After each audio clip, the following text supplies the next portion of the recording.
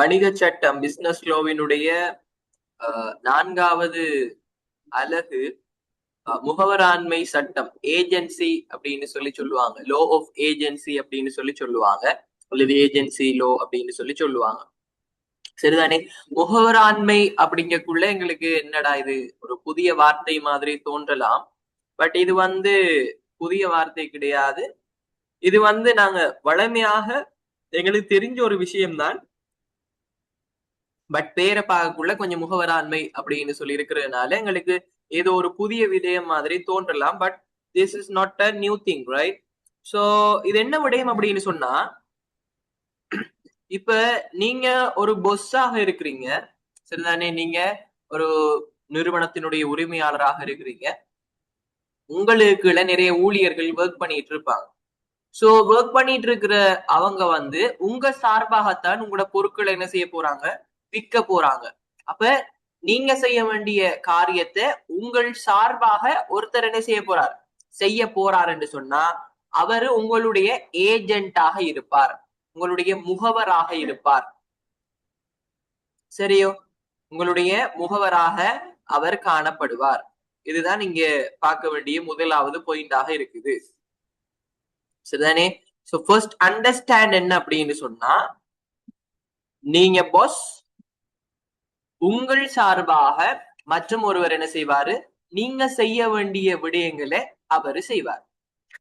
புரிஞ்சுதா? கஜானி got the idea?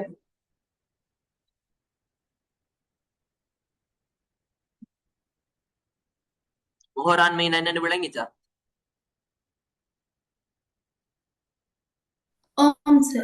Okay. அப்ப இங்க வாசிக்கும் போது பாருங்க, முதல்வருக்கும் முகவருக்கும் இடையே காணப்படுகின்ற உறவானது முகவராண்மை எனப்படும். ஹியர் அந்த பொஸ்ஸுங்கிறவர் தான் முதல்வராகவும் முதல்வர் சார்பாக செயற்படுகின்ற நபர் முகவராகவும் காணப்படுவார். சோ இவங்க ரெண்டு பேருக்கும் இடையிலான ரிலேஷன்ஷிப் தான் என்னவாக இருக்க போகுது, முகவராண்மையாக இருக்க போகுது. இப்படி கேள்வி வராது. முகவராண்மைன்னா நாங்க என்னன்னு முதலாவது தெரிஞ்சிருக்கோம். First of all, we going to understand what is principal and agent relationship. அதாவது இவர முதல்வர பிரின்சிபல்னு சொல்லுவோம், முகவர ஏஜென்ட்னு சொல்லுவோம். இவங்க ரெண்டு பேருக்கும் இடையிலான ரிலேஷன்ஷிப் என்ன அப்படிங்கிறது தான் இந்த முகவராண்மை சட்டம் சொல்லும்.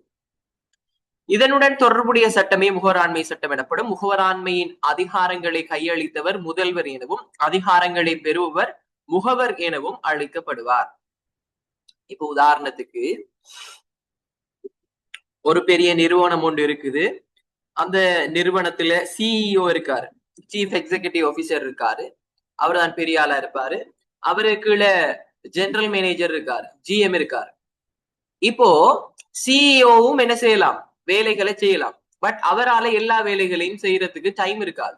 அதனால அவருக்கு இருக்குகின்ற சில அதிகாரங்களை ஜெனரல் மேனேஜருக்கு கொடுத்து, நீங்க இந்த விஷயங்களை செய்யுங்க அப்படின்னு சொல்லி நாங்க என்ன செய்யறது, அவருக்கு அதிகாரத்தை நாங்க கொடுக்கிறோம். ஆஸ் அ சிஇஓ ஆக நாங்க என்ன செய்யறோம், எங்களுடைய ஜெனரல் மேனேஜருக்கு நாங்க அதிகாரங்களை கொடுக்கிறோம். என்னால் அந்த வேலையை செய்ய முடியும், பட் நான் அந்த வேலையை செஞ்சேன்னா எனக்கு இருக்கின்ற மிகப்பெரிய வேலைகள், பிரதான வேலைகளை என்னால செய்ய முடியாமல் போயிரும்ங்கிறதுனால என் சார்பாக சில விடயங்களை செய்யறதுக்கு அவருக்கு அதிகாரம் வழங்கினோம்டா இதுதான் முகவராண்மை. இதுல அதிகாரம் வழங்கக்கூடியவர் முதல்வர், பிரின்சிபல் என்றும், அதிகாரத்தை பெறுறவரு, அதாவது முதல்வர் சார்பாக செயற்படக்கூடியவரு முகவர் அப்படின்னு சொல்லியும் அழைக்கப்படுவாங்க.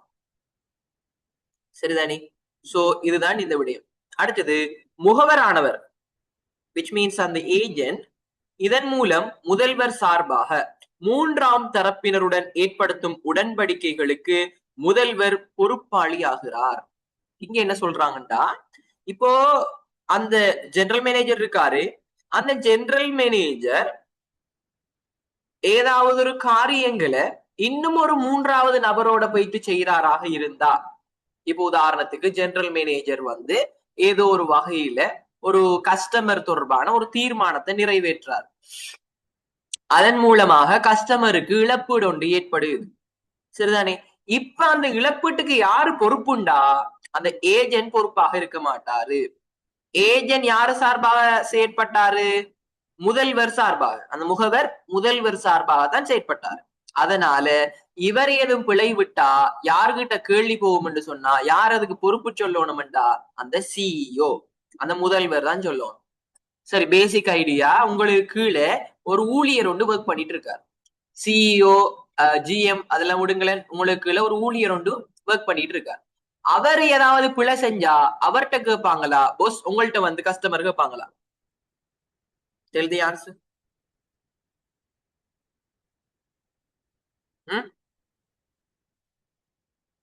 யார்கிட்ட கச்சானி வந்து கேட்பாங்க? உங்கள்கிட்ட வந்து பொஸ் ஆகிய உங்கள்கிட்ட தான் வந்து கேட்பாங்க. ஏன்?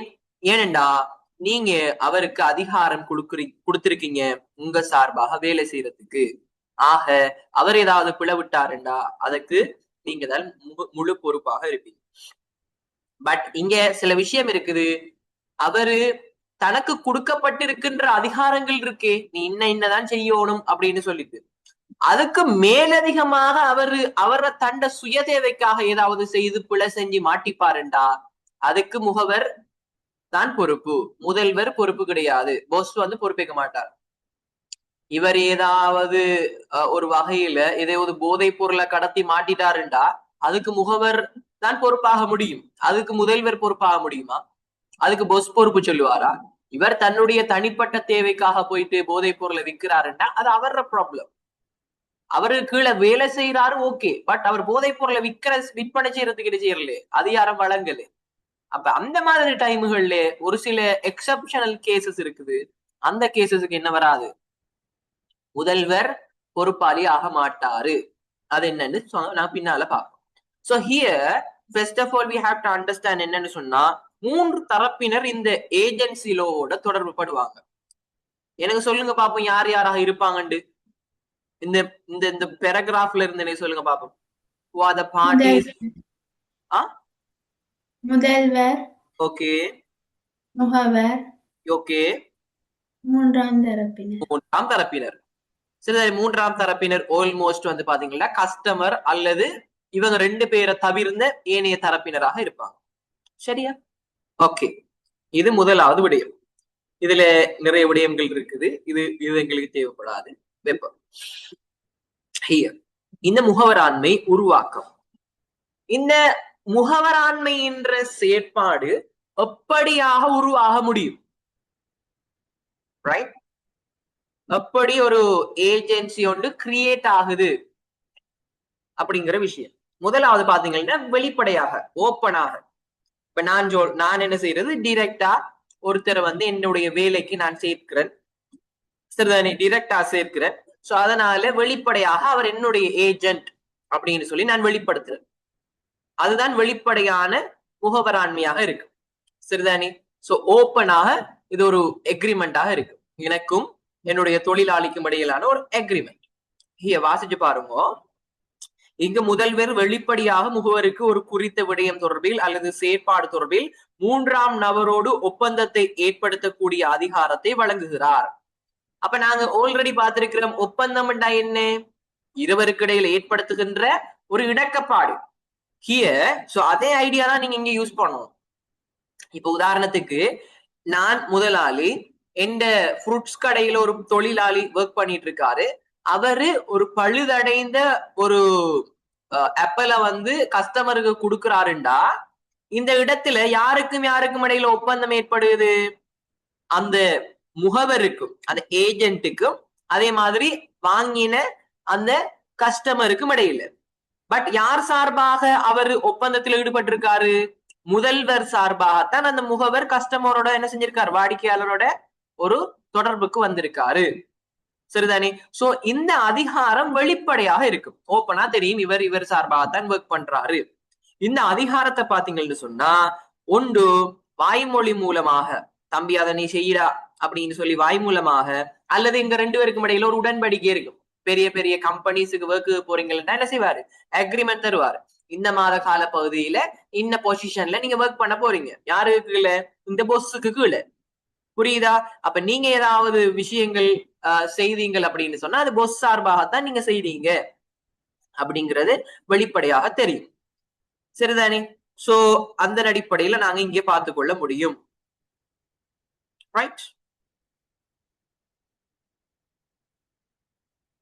அதே மாதிரி இந்த சில விஷயங்களை பார்த்துக் கொள்ளுங்க. அதாவது எழுத்துப்பூர்வமாக நாங்க அதிகாரம் ஒன்றை வழங்கக்குள்ள பயன்படுத்துகின்ற சில ஆவணங்கள் தந்திருக்கிறாங்க.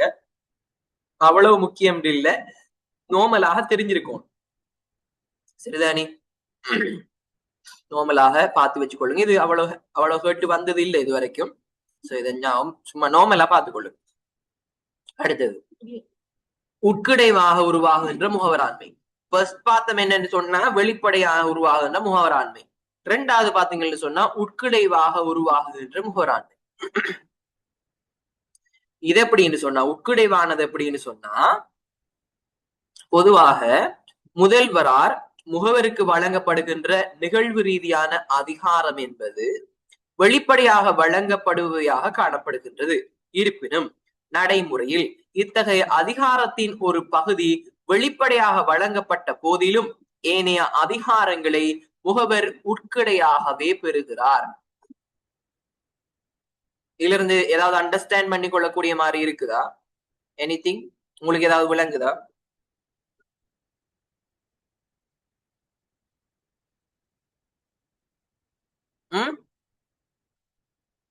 சில அதிகாரம் வெளிப்படையாக இருக்கு, சில அதிகாரம் உட்கிடையாக இருக்கு. அது என்னன்னு சொன்னா இப்ப சாதாரணமாக நான் ஒரு தொழிலாளிய வச்சிருக்கிறேன்.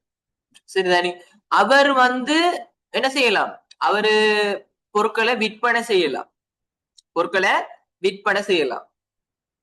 பட் இன்னும் ஒரு உட்கடையான அதிகாரம் நான் சும்மா சொல்றேன் பாருங்க. இப்ப உதாரணத்துக்கு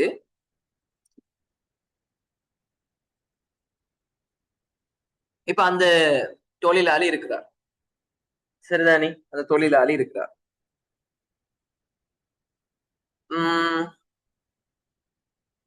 என்ன சந்தர்ப்பத்தை சொல்லலாம்? ரைட், இப்படி எடுங்க. அந்த தொழிலாளியை விடுங்க. இப்ப இந்த கம்பெனி செக்டருக்குள்ள வாங்க. இப்ப சிஇஓ இருக்கிறார், ஜெனரல் மேனேஜர் இருக்கிறார். ஜெனரல் மேனேஜரோட வேலை என்னன்னு சொன்னா என்ன செய்யறது? அவரு கீழே இருக்கிற ஆக்களை மேனேஜ் பண்ற வேலைகளை அவர் செஞ்சுக்கிட்டு இருப்பார். சரிதானே? அவருக்கு கீழே மேனேஜர்ஸ் இருப்பாங்க, அதுக்கு கீழே ஊழியர்கள் ஒவ்வொரு பொசிஷன்ல இருப்பாங்க. அவங்கள இவர் என்ன செய்வாரு? மேற்பார்வை, சூப்பர்வைஸ் பண்ணி கொண்டு இருப்பார். இது இவருடைய வெளிப்படையான ஒரு அதிகாரம். இது எல்லாருக்கும் தெரியும். அதான் அவரோட தொழிலுங்கிறது தெரியும். பட் ஒரு டைம்ல அந்த கம்பெனியில இருந்து ஒருத்தர் விலகிட்டு போறார். இப்ப உடனடியாக ஒரு ஆள் ஒன்று வேணுமெண்டா அவருக்கு என்ன செய்யலாம்? ஜெனரல் மேனேஜருக்கு ஆள் ஒன்று எடுக்கிறதுக்கான அதிகாரம் இருக்குது. பட் அந்த அவர் அக்ரிமெண்ட்ல என்ன செஞ்சிருக்க மாட்டாங்க? வெளிப்படையாக குறிப்பிட்டிருக்க மாட்டாங்க. நீங்க என்ன செய்யலாம்? ஆள் ஒன்று போனா நீங்க எடுக்கலாம், அதுக்கான அதிகாரம் உங்களுக்கு இருக்கு அப்படின்னு குறிப்பிட்டிருக்க மாட்டாங்க. பட் அது வெளிப்படையாக இல்லாட்டியும் அவருக்கு என்ன செய்யலாம்? உள்ளக ரீதியாக உட்கிடைவாக அவருக்கு தானாகவே அந்த அதிகாரம் இருக்கு. ஏன்? அத சிஇஓ கிட்ட போயிட்டு தெரிவிச்சுட்டு சிஇஓ கிட்ட இருந்து திருப்பி அப்படி இல்லை, ஓப்பனாகவே அவருக்கு அந்த அதிகாரம் இருக்குது. இப்ப உதாரணத்துக்கு சாமான் ஒன்று முடிஞ்சிட்டு, சரிதானே? சாமான் ஒன்று டக்குன்னு முடிஞ்சிட்டு, இப்ப அதுக்கு ஆர்டர் பண்ணணும். இப்ப என்ன செய்யறது? திருப்பி சிஇஓக்கு போயிட்டு அவர் ஆர்டர் பண்ணி அப்படியா? இல்லை, அந்த ஜெனரல் மேனேஜருக்கு அதுக்கான அதிகாரங்கள் உட்குடைவாக இருக்கும். ஒற்றவாக அவருக்கு இருக்கும் சில அதிகாரங்கள். அந்த பதவி வழியாக அவர் ஜெனரல் மேனேஜருங்கிற ரீதியாக அந்த பதவி வழியூடாக அவருக்கு என்ன செய்யும்? வெளிப்படையாக இல்லாட்டியும் உள்ளக ரீதியாக அது தானாகவே இருக்கும். சரிதானே? சோ அத்தகைய அதிகாரங்கள் உட்கடைவான அதிகாரம் எனப்படுகின்றன. இவை வெளிப்படையாக வழங்கப்பட்ட அதிகாரங்களை விடவும் மேலானதாக, உயர்வானதாக காணப்படுகிறது. இத்தகைய உட்கடைவான அதிகாரத்தை கொண்டு முகவர் செயற்படும் பட்சத்தில் உட்கடையான முகவராண்மை உருவாகிறது. சரிதானே? அப்ப உட்கடையான ஒரு ஏஜென்சி வருகுது அப்படின்னு சொல்றாங்க. இதை இம்ப்ளாய்டு ஏஜென்சி அப்படின்னு சொல்லுவாங்க. சோ கிரியேஷன் ஆஃப் ஏஜென்சி, அதாவது முகவராண்மை உருவாகுகின்ற ஒரு விதத்துல முதலாவது பார்த்திருந்தா டிரெக்டாக என்ன செய்யறது? வெளிப்படையாக தெரிகிறது. சரிதானே? அது வெளிப்படையாக உருவாகுகின்ற முகவராண்மை. இது உட்கிடைவாக இம்ப்ளாய்டு அப்படின்னு சொல்லுவாங்க, இம்ப்ளாய்டு ஏஜென்சி அப்படின்னு சொல்லுவாங்க. சரிதானே? சோ எப்படி கேள்வி வருது அப்படின்னு சொல்லிட்டு நாங்க பார்ப்போம். இங்க பாருங்க, அதுக்கு உதாரணம் ஒன்று சொல்றாரு பாருங்க பிள்ளைகள். இப்ப உதாரணத்துக்கு ஏ என்பவர் பி என்பவரின் உணவகத்தை கொள்வனவு செய்ததோடு, அப்ப ஏங்கிறவர் பி என்பவர் உணவகத்தை கொள்வனவு செய்யறார். இப்ப பியினை தன்னுடைய உணவகத்தின் முகாமியாளராக நியமித்தார். இப்ப ஏ என்பவர் பி என்பவரின் உணவகத்தை கொள்வனவு செய்து போட்டு ஏங்கிறவர் என்ன செய்யறாரு, பிய தன்னுடைய உணவகத்தினுடைய மேனேஜராக நியமிக்கிறார். இப்ப ஏ வந்து வெளிப்படையாக பி கடன் அடிப்படையில் சிகரெட்டுகளை கொள்வனவு செய்ததை தடுத்தார். இப்ப ஏங்கிறவர் என்ன செய்யறாரு, நீ என்ன செய்யறாரு, கடனுக்கு வந்து சிகரெட்டை வாங்காத, விக்கிறதுக்கு கடன் அடிப்படையில பி பி பி என்ன சொல்றாரு, ஏ நீ வாங்காத. இத்தகைய தடையுடன் தாண்டி பி கல்லடிப்படையில் சியிடமிருந்து கொள்வனவு செய்தார். பி என்ன செய்யறாரு, சீட்ட இருந்து இவர் சொன்னத்தை கேட்காம என்ன செய்யறாரு, இவரு சிகரெட்டுகளை கடனுக்கு கொள்வனவு செய்யறார். சி இத்தகைய கடன் கொள்வனவில் தருமதியான பணத்தை பெறுவதற்கு ஏயின் மீது வழக்கு தொடர்ந்தார். இப்ப காசு கொடுக்காம இருக்கக்குள்ள சி என்ன செய்யறாரு, ஏங்கிறவர்கிட்ட போயிட்டு நீங்க காசு தரையில, அதனால உங்களுக்கு வழக்கு தொடரணும்னு வழக்கு தொடர்ந்துட்டார். இப்ப நீதிமன்றம் என்ன செய்யுதுன்னு சொன்னா, பி என்பவர் குறித்த உணவகத்தின் முகவராக செயற்பட்டுள்ளார். அப்ப பிங்கிறவரு முகவராக செயற்படுகிறாரு. இங்க சிகரெட்டுகளை கொள்வனவு செய்கின்ற அதிகாரம் வெளிப்படையாக வழங்கப்படல. வெளிப்படையாக அவர் சொல்லிட்டாரு, நீ என்ன செய்யக்கூடாது, கல்லடிப்படையில வாங்க கூடாதுன்னுட்டு. பட் இந்த விஷயம் அவருக்கு தெரியுமா? இது முகவருக்கும் முதல்வருக்கும் இந்த விஷயம் தெரியும். இது மூன்றாவது நபருக்கு தெரியுமா? மூன்றாவது நபருக்கு தெரியாது. அவ வெளிப்படையாக தெரியாது. பட் ஒரு முகாமியாளராக அவர் என்ன செய்யலாம், கடன் அடிப்படையில கொள்வனவு செய்யறதுக்கு அவருக்கு அதிகாரம் இருக்குது. பட் வெளிப்படையாக தான் என்ன சொல்றாரு, அந்த எக்ரிமெண்ட் ஊடாக நீ செய்ய வேணாம். வாய் மூலமாக சொல்லலாம் அல்லது எழுத்து மூலமாக சொல்லலாம், நான் பார்த்திருக்கிறேன் என்ன. சோ அவர் வாய் மூலமாக சொல்லியிருக்காரு, நீ கொள்வனவு செய்யாதண்டு. பட் இவர் கொள்வனவு செய்யறதுக்கான அதிகாரம் இவருக்கு இருந்தாலும் முதல்வர் என்ன செய்யறாரு, செய்ய வேணாம். அது சிக்கு தெரியுமா? சிக்கு தெரியாது. பட் சிக்கு என்ன தெரியும், இவர் முகாமையாளர், இவரால கொள்வனவு செய்ய இயலும், அதனால அவர் என்ன செஞ்சாரு, கடனுக்கு வித்தாரு. இங்கு சிகரெட்டுகளை கொள்வனவு செய்கின்ற அதிகாரம் வெளிப்படையாக வழங்கப்படாத போதிலும் இது பழக்க வழக்க ரீதியில் உட்கிடையாக ஏற்படுகின்ற ஒரு அதிகாரம் முகாமையாளருக்கு சாதாரணமாகவே காணப்படுகிறது. எனவே சி என்பவர் ஏயிடமிருந்து கடனை திரட்டலாம் என நீதிமன்றம் தீர்த்தது. அப்ப ஏங்கிறவர்கிட்ட இருந்து என்ன செய்யலாமா, சி அந்த காசை பெற்றுக் கொள்ளலாமாம். ஏன், பியினுடைய முதல்வர் யாரு, ஏதானு. அப்ப பி செய்கின்ற எல்லா விடயங்களுக்கும் பொறுப்பு என்னது, அதாவது வழங்கப்பட்டிருக்கின்ற அதிகாரங்களுக்கு உட்பட்டு ஏதாவது செய்தாருண்டா அது சம்பந்தமாக பொறுப்பாளி யாரு, ஏயா தான் இருப்பார். அவை உட்கடையாக முகவராண்மை என்பது கணவன் மனைவிக்கு இடையில் பங்காளர்களுக்கு இடையிலும் உருவாகலாம். அப்ப இந்த உட்கடைவான அதிகாரம்ங்கிறது கணவன் மனைவிக்கு இடையிலையும் உருவாகலாமா. அப்படின்னா இப்போ நான் இதுல நிறைய விஷயம் இருக்குது, நான் சமரைஸ் பண்ணி சொல்றேன். இப்போ என்னன்னு சொன்னா, கஜானிட அப்பா வந்து என்ன செய்யறாரு அப்படின்னு சொன்னா, வெளியே ஃபாரினுக்கு போயிட்டாரு அப்படின்னு சொன்னா, இப்போ அவசரமாக வீட்டு தேவைகளை நிறைவு செய்யறதுக்காக பொருட்களை வாங்குவோம். இப்ப உங்களோட பக்கத்து வீட்டு கடைக்கு போயிட்டு, சரிதானே, உங்களோட அம்மா வந்து எந்த ஹஸ்பண்ட பேர்ல எனக்கு கடன் அடிப்படையில எனக்கு பொருளை தாங்கோ அப்படின்னு சொல்லி கேக்குறா. பேசிக்கா என்ன சொல்லல, உங்களோட அப்பா வந்து டைரக்டா சொல்லல உங்களோட அம்மாவுக்கு கடனை கொடுங்கோ அல்லது நீ கடன் அடிப்படையில வாங்கு அல்லது வாங்காம இரு, எதுவுமே சொல்லல, எதுவுமே சொல்லல. பட் என்னது, உங்களுடைய அப்பா, அதாவது அப்பாவினுடைய ஏஜென்ட்டாக உங்களோட மனைவி இருப்பாங்க. இது வந்து உட்கிடைவாக வாரது, தானாகவே நடக்கும். அது பிகாஸ் அவக்கு அந்த உரிமை இருக்கு. அது அதன் அடிப்படையில இவ கடனுக்கு போயிட்டு பொருளை வாங்கினாமண்டா கடைக்குல, சரிதானே, அதுக்கு பிறகு அந்த கடைக்காரருக்கு காசு கொடுக்கலன்னுட்டு உங்க அப்பா மேல போயிட்டு யாராவது வழக்கு போட்டா, விச் மீன்ஸ் அந்த கடைக்காரர் போயிட்டு வழக்கு போட்டா என்ன செய்யணும், உங்களோட அப்பா அந்த காசை கட்டாயம் கொடுக்கணும். அவர் சொல்ல இயலாது என் மனைவி தான் வாங்கினா அவதான் பொறுப்புதாரின்னு சொல்ல இயலாது. ஏன், உங்களுடைய அம்மாங்கிறவர் யாரு, உங்களோட அப்பாவினுடைய ஏஜென்ட்டாக இருப்பா.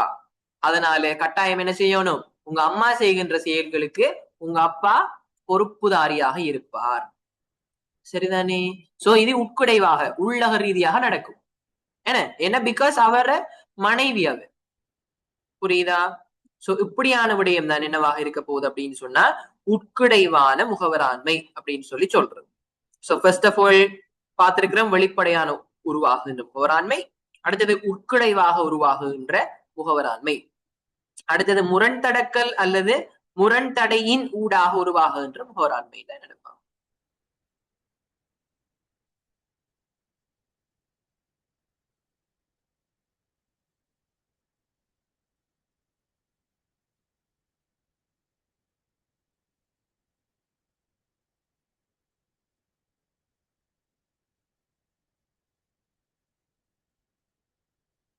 ஐதயா கஜானி விளங்குதா விஷயங்கள்? ஆம் சார். ஓகே. முரண்தடங்களின் ஊடாக உருவாகின்ற முகவராண்மை தான் முரண்தடக்கல் கோட்பாட்டின் ஊடாக உருவாகின்ற முகவராண்மை முரண்தடக்கல் முகவராண்மை. முரண்தடக்கல் விதி என்பது ஒருவர் ஒரு விடயம் தொடர்பில் உட்கடைவாகவோ அல்லது வெளிப்படையாகவோ ஒரு விடயத்தை அனுமதிக்கிறார் எனில் அவர் அதனை தொடர்ந்து தடுக்கவில்லை என கொள்ளப்படுகின்றது. இப்ப உதாரணத்துக்கு ஒருத்தர் ஒரு விஷயத்தை செய்யறாரு, ஒரு விடயத்தை செய்யறாரு. இப்போ உதாரணத்துக்கு என்ன சொல்றது, இப்போ இப்போ நான் எந்த மகனை கடையில வச்சிருக்கிறேன். என் மகனை நான் என் கடையில வச்சிருக்கிறேன். என்ன மகன் என்ன இல்ல, என்னுடைய ஏஜென்ட் இல்ல, அவரை சும்மா நான் வச்சிருக்கிறேன். அவர்கிட்ட நான் நீ ஏஜென்ட்னு சொல்லல, எந்த சார்பா நீ பொருளை வித்துத்தான்னு சொல்லல, எதுவும் சொல்லல. அவர் சும்மா எங்கட கடையில நிக்கிறார். சரியா? அவர் நிக்கிறார். அந்த நிக்கக்குள்ள அவருக்கு உட்கடையாகவோ அல்லது வெளிப்படையாகவோ என்ன நான் அனுமதி ஒன்று வழங்கல. பட் என்ன செய்யல, நான் அவருக்கு டிரெக்டாகவோ அல்லது உட்கடையாகவோ நீ அதை செய்ய வேணாம்னு நான் அவர்கிட்ட சொல்லல. பட் அவர் செஞ்சுக்கிட்டே இருக்கார். அவர் செஞ்சுக்கிட்டே இருக்கக்குள்ள கடைக்கு வர கஸ்டமர் என்ன நினைப்பாரு, ரைட் இவர் கடையில வேலை செய்யறாரு, இவர் என்ன செய்யறாரு, பொஸ் சார்பாக இவர் பொருட்களை விற்பனை செய்யறாரு அப்படின்ட்டுதான் என்ன செய்வாங்க, வாங்குறவங்க நினைப்பாங்க. என்ன அப்ப வாங்குறவங்களை அப்படி இந்த முதல்வர் அந்த முகவரை நம்ப வைப்பாவாக இருந்தா, அந்த முகவருங்கிறவரை இவருடைய முகவர் தான் அப்படின்ட்டு முதல்வர் மூன்றாவது தரப்பினருக்கு நம்ப வைப்பாராக இருந்தா, அதாவது என்ன செய்யறாங்க, நான் வெளியில இருந்து வாரவருக்கு தெரியாது, அவரு சாமான விற்கிறாரு, அதனால அவர சார்பாதான் இவ பொருளை விற்கிறாரு அப்படின்னு நான் ஏத்துக்கிறேன் அப்படின்னு எடுத்துன்னு சொன்னால், நான் அப்படி நம்பினேன்டா அது என்னுடைய பிரச்சனை கிடையாது. ஏனென்றா அந்த முதல்வர் அவருடைய மகனை முகவராக காட்டி இருக்கிறார். பட் உண்மையாக இல்ல, இருந்தாலும் அவர் காட்டி இருக்கிறார். அந்த மத்த மூன்றாவது தரப்பினர் நம்பி இருக்கிறாங்க. ஏன் அவர் செய்த அந்த மகன் செஞ்ச விற்பனை நடவடிக்கையை அவர் என்ன செய்யல, தடுக்கல. நீ செய்ய வேணா, நீ என்ன முகவர் இல்ல, அல்லது உனக்கு அந்த அதிகாரம் கிடையாது அப்படின்னு எதுவுமே அவர் சொல்லல. இங்க பாருங்க, உதாரண ரீதியாக ஏ என்பவர் பி ஐ தனது முகவர் என சி நம்பும் அளவுக்கு தூண்டுகிறார். வளையுதா? இப்ப ஏங்கிறவர் முதல்வராகவும் பிங்கிறவர் முகவராகவும் இருக்கக்குள்ள பிங்கிறவர் தன்னுடைய முகவர் தான் அப்படின்னு சி நம்புற அளவுக்கு நடந்துக்கிறாரு. அப்ப சிங்கிறவரு பியோட ஏதாவது ஒப்பந்தம் ஒன்றுல ஈடுபட்டாராக இருந்தா, விச் மீன்ஸ் அது எப்படியாகவும் இருக்கலாம், பொருளை வித்ததாக இருக்கலாம், அல்லது ஏதோ ஒரு வகையில உடன்படிக்கையாக இருக்கலாம், சம்திங் ஏதோ ஒரு வகையில ஒரு கான்ட்ராக்ட் ஒண்ணு உருவாகுமாக இருந்தா, இங்கு பி ஏயினுடைய முகவராக இல்லாத போதிலும் அந்த மகன் என்ன முகவர் இல்லை. பட் இல்லாட்டியும் முரண்தடங்களின் ஊடாக, ஏன் அந்த சிங்கிறவர் நம்பித்தான் செஞ்சாரு, அது அவர பிழை இல்லை. ஏனென்றா ஏங்கிறவர் என்ன செஞ்சாரு, பி தன்னுடைய முகவர் தான் அப்படிங்கிற மாதிரி காட்டிக்கொண்டாரு. ஆனா உண்மையாக இல்ல, but காட்டிக்கொண்டாரு.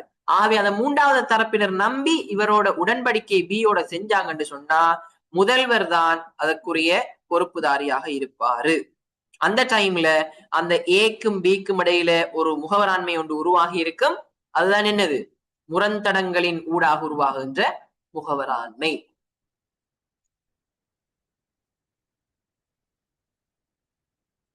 Have you got the idea? Yes, sir. That's right. Okay. அடுத்தது என்னன்னு சொன்னா, நாலாவது உறுதிப்படுத்தலின் ஊடாக முகவராண்மை.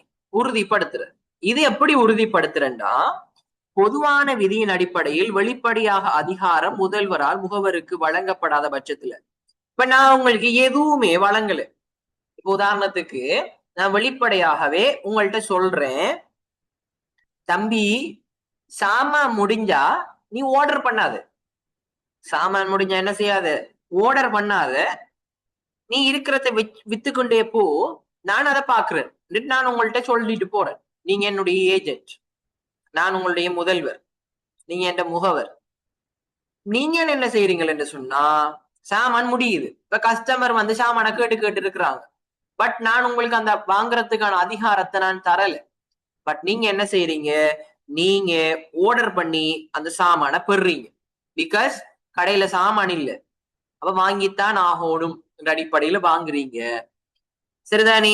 இப்ப என்ன நடக்குது அப்படின்னு சொன்னா, இவரு மூன்றாவது தரப்பினர் உங்கள்ட்ட வந்து காசு கேட்கிறாரு. அந்த டைம்ல இவர் சொல்றாரு, இப்படித்தான் உங்களோட கடையில வேலை செய்யறவரு சாமான் எடுத்தாரு இவ்வளவு ரூபாய்க்கு அப்படின்னு. இப்ப நான் சொல்றேன், சரி ஓகே, நான் அதை என்ன செய்யறேன், எக்ஸப்ட் பண்ணி கொள்றேன். நான் அதை என்ன செய்யறேன், எக்ஸப்ட் பண்ணி கொள்றேன்னுட்டு நான் ஏற்கனவே அனுமதியை வழங்காம பிறகு அந்த முகவர் செஞ்ச வேலையை நான் எக்ஸப்ட் பண்ணி கொள்வனாக இருந்தால், உறுதிப்படுத்திக் கொள்வனாக இருந்தால், அந்த டைம்ல உருவாகுகின்ற முகவராண்மை தான் உறுதிப்படுத்தலினூடாக முகவராண்மை. இங்க பாருங்க, வழங்கப்படாத பட்சத்தில் அங்கு முகவராண்மை ஒன்று உருவாகாது. அப்ப அவடத்தை வழங்காட்டி என்ன செய்யாது, முகவராண்மை உருவாகாது. இருந்தாலும் ஒரு நடவடிக்கை ஒன்றை மேற்கொண்டதன் பின்னர், அப்ப அந்த வேலையை அவர் வாங்கிட்டார், அந்த சாமான வாங்கினதுக்கு பிறகு தொடர்ச்சியாக அந்த நடவடிக்கையை முதல்வர் ஏற்றுக்கொள்வாராகில், அதை அவர் எக்ஸப்ட் பண்ணி கொள்வாராக இருந்தா, பிறகு அவர் அந்த அதிகாரம் வழங்காததுக்கு பிறகு அவர் செஞ்ச விஷயத்த இவர் எக்ஸப்ட் பண்ணி கொள்வாராக இருந்தா, அந்த எக்ஸப்ட் பண்ணினதன் ஊடாக வருகின்ற முகவராண்மை தான் உறுதிப்படுத்தலின் ஊடாக வருகின்ற முகவராண்மை. முதலாவது என்னது, வெளிப்படையாக வாருது. இரண்டாவது உட்கிடைவாக தானாக ஒட்டோவாக வாருது. அதே பிறகு பாத்தீங்கன்னு சொன்னா முரண்தடங்களின் ஊடாக வாருது. முரண்தடங்களின் ஊடாக அப்படி ஒருத்தரை நம்ப வைக்கிறது, ஒருத்தரை நம்ப வைக்கிறது, பை எஸ்டோப்பல் அப்படின்னு சொல்லுவாங்க இங்கிலீஷ்ல. அதே மாதிரி பாத்தீங்கன்னு சொன்னா உறுதிப்படுத்தலின் ஊடாக, அதாவது பிறகு ஒத்துக்கொள்றது. சரிதானே? பிறகு ஒத்துக்கொள்றது, ரெட்டிபிகேஷன் அப்படின்னு சொல்லுவாங்க. சரியா? சோ அந்த அடிப்படையில இந்த விடயம். அடுத்தது பாத்தீங்கன்னு சொன்னா, இருப்பினும் ஒரு முதல்வர் அங்கீகரித்தல் என்பது எப்போதும் வலுப்படுத்தல் அல்லது உறுதிப்படுத்தல் தொடர்பாக முகவராண்மை உருவாவதற்கு போதுமானதாக இருப்பதில்லை. இது பின்வரும் சில விதிகளையும் உள்ளடக்கி காணப்படும். முகவராக நியமிக்கப்படுகின்ற நபர் வெளிப்படையாக தன்னுடைய முதல்வருக்கான ஒரு ஒப்பந்தத்தில் ஈடுபட்டிருந்தால் மாத்திரம்தான் அது என்ன செய்யும், எக்ஸெப்ட் ஆகும். அப்ப ஆல்ரெடி அவர் என்ன செஞ்சிருக்கணும், முகவராக இருந்திருக்க வேணும். அப்படி முகவராக இருக்கின்ற சந்தர்ப்பத்தில தான் அவரு அந்த வேலையை செய்ய வேணாம் என்று சொன்னதுக்கு பிறகு அவரு அந்த வேலையை செஞ்சிருப்பாராக இருந்தா, அந்த முதல்வர் ஒத்துக்கொள்வாராக இருந்தா என்ன செய்யப்படும், அவடத்த முகவர் முதல்வர் உறவு உருவாகும். ஆல்ரெடி அவர் இருக்கணும். சரிதானே? இது ஒரு ரூல்ஸ். அதே மாதிரி ஒப்பந்தத்தில் முகவர் ஈடுபடுகின்ற சந்தர்ப்பத்தில் இவர் முற்றுமுழுதாக முதல்வர் சார்பில் ஒப்பந்தத்தில் ஈடுபட்டிருக்க வேண்டியதோடு, அவ்வாறு முதல்வரை பிரதித்துவப்படுத்தாது ஒரு ஒப்பந்தத்தில் ஈடுபட்டு பின்னர் அது முதல்வரினால் உறுதிப்படுத்தப்பட்டாலும் அங்கு வலுப்படுத்தல் அல்லது உறுதிப்படுத்தல் ஊடான முகவராண்மை உருவாகாது. ஆகவே அவர் முகவரை பிரதிநிதித்துவப்படுத்தித்தான் என்ன செஞ்சிருக்கணும், அவர் அந்த வேலையை செஞ்சிருக்கணும். சரிதானே? இல்லாமே இவர் தண்டர் பாட்டுல இவர் ஏதோ சம்பந்தம் இல்லாம வேற எதுவும் வேலையை செஞ்சிட்டாருண்டா அதுக்கு என்ன செய்யலாது, முகவர் தான் பொறுப்பேற்கணுமே தவிர முதல்வர் என்ன செய்யலாது, அதுக்கு பொறுப்பேற்க முடியாது. அந்த டைம்ல அந்த முகவராண்மை அவடத்த உருவாகாது. அப்ப அவர் ஆல்ரெடி கொடுத்திருக்கின்ற அதிகாரங்கள், அதே மாதிரி ஆல்ரெடி அந்த முதல்வர் என்ன வேலையை செய்வார் என்ற அடிப்படையில அவருடைய பிரதிநிதியாக அந்த வேலையை அவர் செய்வாராக இருந்தால் மாத்திரம் அது எக்ஸெப்ட் ஆகும். அவர் பிறகு வந்துட்டு சரி நான் அதை ஒத்துக்கிறேன் அப்படின்னு சொல்லிட்டாருன்னா ஓகே. சரிதானே? இல்லாட்டி அந்த முகவராண்மை என்ன செய்யாது, உருவாகாது. கேள்வி பார்க்கக்குள்ள இன்னும் விலாவரியாக பார்ப்போம். சரிதானே? ரைட்.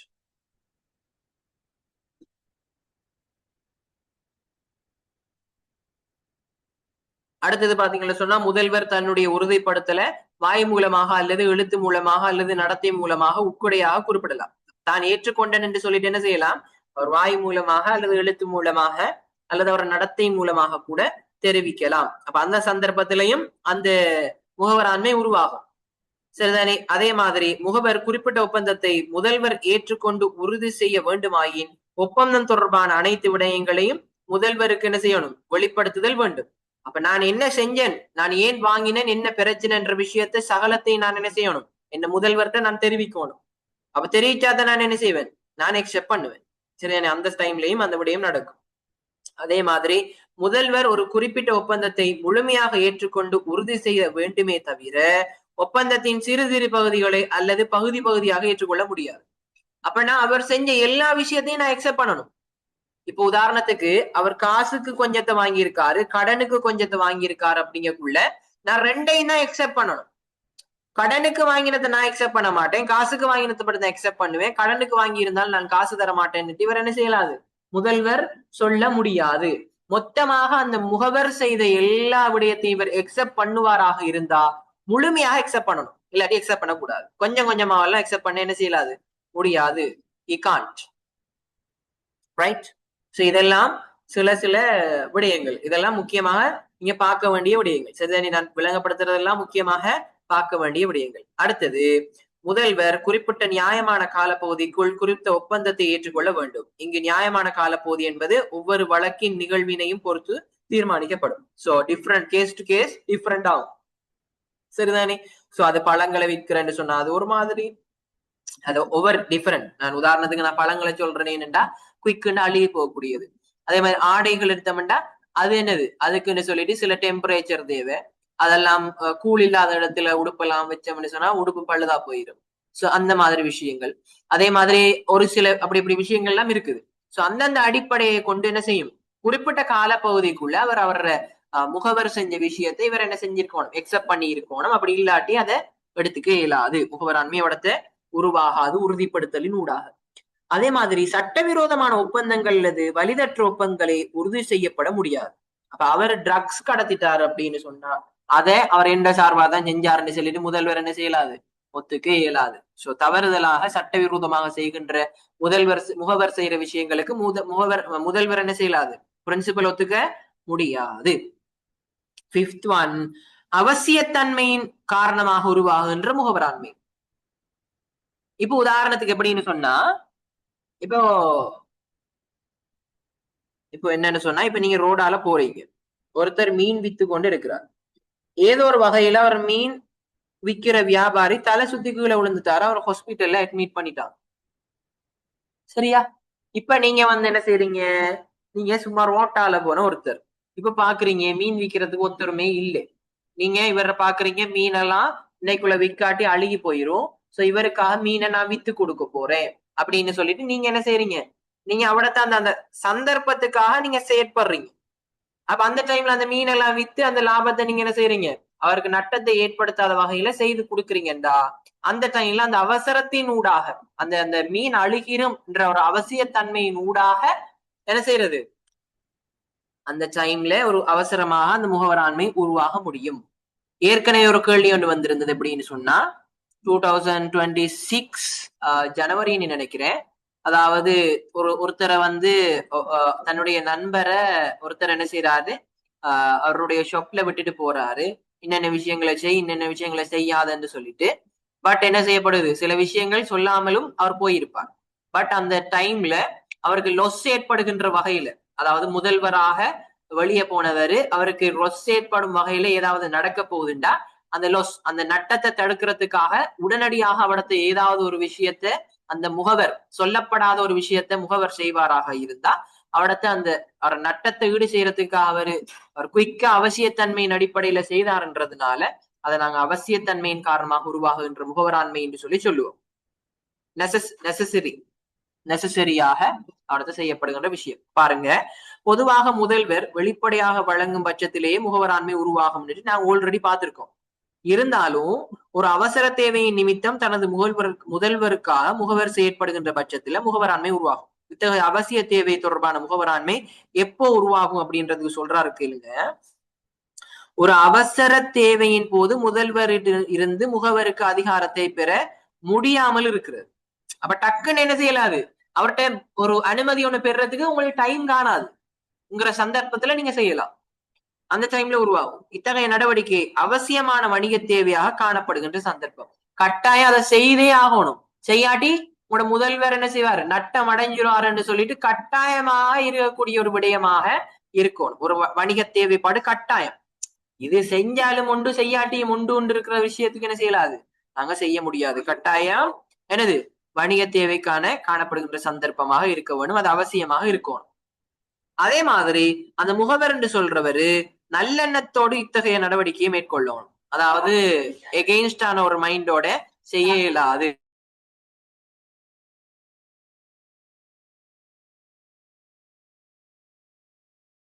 அப்ப நல்ல ஒரு சிந்தனையோட, அதாவது லாபம் அவர் உழைக்க வேணும், நட்டத்தை அவருக்கு ஏற்படுத்த கூடாதுங்கிற ஒரு நல்ல எண்ணத்தோட அவர் என்ன செஞ்சிருக்கணும், செஞ்சிருக்க வேணும்.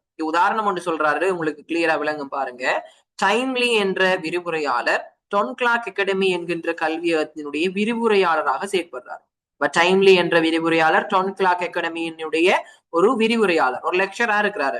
டைம்லி அந்த கல்வியகத்தில் 7வது மாடியில் கற்பித்தல் நடவடிக்கையில் ஈடுபட்டு கொண்டிருக்கின்ற போது திடீரென தீ பரவுது. திடீரென்று தீ ஒன்று ஏற்படுது. அந்த சந்தர்ப்பத்தில் அங்கு கல்வி கற்றுக் கொண்டிருந்த மாணவர்களை காப்பாற்றுவதற்காக அவசிய நடவடிக்கையை குறித்த விரிவுரையாளர் மேற்கொண்டார். இதன் போது இவர் தீக்காயங்களுக்கு உட்பட்டதுடன் இதற்கான வைத்தியசாலையில் அனுமதிக்கப்பட்டார்.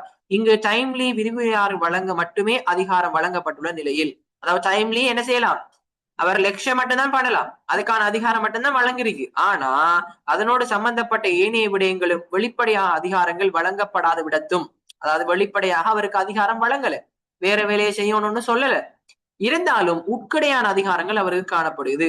இங்கு தீ அபாயம் தொடர்பில் எதுவித உட்கடையான அல்லது வெளிப்படையான அதிகாரங்கள் வழங்கப்படல. அப்ப அவருக்கு எதுவிதமான ஒரு அதிகாரம் வழங்கல. இருந்தாலும் இத்தகைய அவசர சூழ்நிலையின் போது தன்னுடைய முதல்வரிடமிருந்து குறித்த வழிகாட்டலையோ அதிகாரத்தையோ பெறுவதற்கான போதுமான நேரம் இல்லாத பட்சத்தில், இப்ப தீ எரிஞ்சுக்கிட்டு இருக்கு, அவனது டக்குன்னு ஹோல்ட் பண்ணி இப்படித்தான் தீ எரிஞ்சுக்கிட்டு இருக்கு, நான் என்ன செய்யறது அப்படின்னு விசாரிச்சுக்கிட்டு இருக்கலாமா? இல்ல. அப்ப அவனதை குயிக்காக நடவடிக்கை எடுக்கணும். ஆக அங்கிருக்கின்ற வளங்கள், அதே மாதிரி சொத்துக்கள் மற்றும் மாணவர்களை காப்பாற்றுவதற்காக நல்லெண்ணமும் குறிப்பிட்ட அவசியமான வர்த்தக தேவையும் காணப்படுகின்றது. ஆகவே இங்கு டொன் கிளாக் அகாடமி மற்றும் டைம் லீக்கு இடையில் அவசியத்தன்மையின் அடிப்படையில் முகவராண்மை உருவாகுது. அப்ப அவர் என்ன செய்யலாம், அவரது மாணவர்களையும் சொத்துக்களையும் பாதுகாக்கிறதுக்கான நடவடிக்கைகள்ல ஈடுபட முடியும். என்ன, இப்ப நீங்களும் நான் ஆஸ் அ ஸ்டூடெண்டாக ஒரு இடத்துல நீங்க இருக்கிறீங்கும் போது உடனடியாக ஏதோ ஒரு பிரச்சனை ஒன்று அவரது வருது, விச் மீன்ஸ் அந்த தீயபாயமா இருக்கலாம் அல்லது காற்றின் காரணமாக ஏதோ ஒரு வகையில் ஏதோ பிரச்சனை நடக்க போகுதுன்னு சொன்னா அந்த இடத்துல நீங்க என்ன செய்யலாம், அதை பாதுகாக்கிறதுக்கான நடவடிக்கையை மேற்கொள்ளலாம். அப்படி நீங்க செய்வீங்களாக இருந்தா அந்த டியூட்டரினுடைய உரிமையாளருக்கும் உங்களுக்கும் இடையில ஒரு அவசரத்தன்மையின் அடிப்படையிலான ஏஜென்ட் பிரின்சிபல் ரிலேஷன்ஷிப் கொண்டு உருவாகும். சோ அந்த ஏஜென்சிங்கிற ஒரு விஷயம் கிரியேட் ஆகும். சரிதானே பிள்ளைகள்? சோ இப்படி இன்னும் சில பல உதாரணங்கள் என்ன செய்யலாம், இதுல நாங்க பார்த்து கொள்ள முடியும். சரிதானே? இதுல எதுவும் டவுட் இருக்குதா? இருக்காதுன்னு சொல்லி நம்புறேன். ஓகே.